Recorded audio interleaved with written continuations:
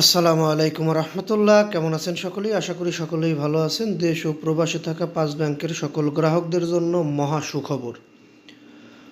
পর্যায়ক্রমে টাকা ফেরত পাবে সম্মিলিত ইসলামী ব্যাংকের আমানতকারীরা।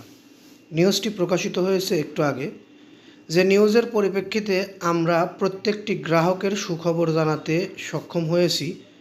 সম্মিলিত ইসলামী ব্যাংকের সকল গ্রাহক অতি দ্রুত সমস্ত টাকাই ফেরত পাবে। 2 লক্ষ টাকা প্রাথমিকভাবে প্রথমে ফেরত দেওয়া হলেও বাংলাদেশ ব্যাংকের প্রতিশ্রুতি অতি দ্রুত সকল গ্রাহকের সকল টাকা ফেরত দেওয়া হবে। যতদিন পর্যন্ত ফেরত না দিতে পারবে ততদিন পর্যন্ত টাকার ইন্টারেস্ট দিতে বাধ্য থাকিবে সম্মিলিত ইসলামী ব্যাংক।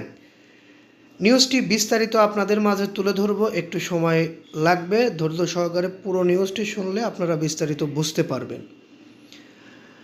এখন পর্যন্ত যারা নিউজটি দেখলেন তাদেরকে বলবো আপনারা একটু আমাদের এই নিউজে একটি লাইক দিয়ে দিবেন, কারণ আপনাদের একটি লাইকের ফলে আমরা পরবর্তীতে এরকম ধরনের নিউজ কন্টেন্ট তৈরি করতে আগ্রহী হই। ভালো লাগলে অবশ্যই কমেন্টে মতামত জানাবেন। বিশেষ করে পরবর্তী নিউজ পেতে চ্যানেলটি সাবস্ক্রাইব করে বেল বাটন অন করে রাখবেন।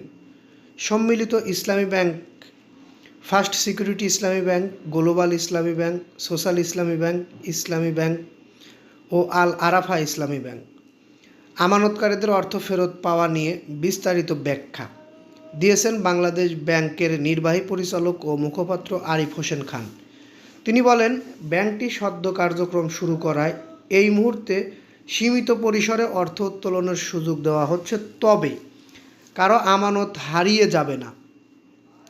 এ বিষয়ে বাংলাদেশ ব্যাংক ও ব্যাংক কর্তৃপক্ষ প্রতিশ্রুতিবদ্ধ।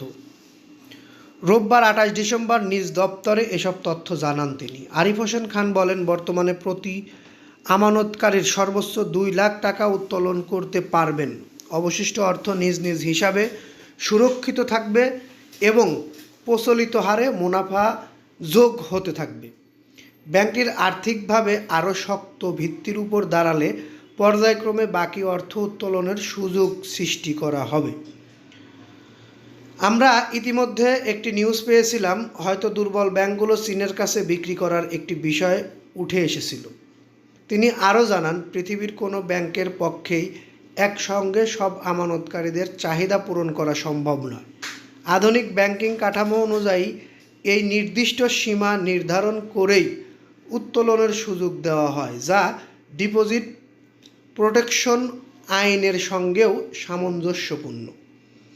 অর্থাৎ আমরা এই নিউজটির পরিপ্রেক্ষিতে বুঝতে পারলাম আপনারা 2 লক্ষ টাকা করে তুলতে পারছেন এখন, আর পরবর্তী ধাপে আপনাদের আবারও এরকম সিস্টেমের মাধ্যমে লক করে দেওয়া হবে, এত টাকা পর্যন্ত তুলতে পারবেন। সেভাবে তুলতে তুলতে এক সময় গিয়ে আপনাদের আমানতের পুরো টাকাই আপনারা তুলতে পারবেন।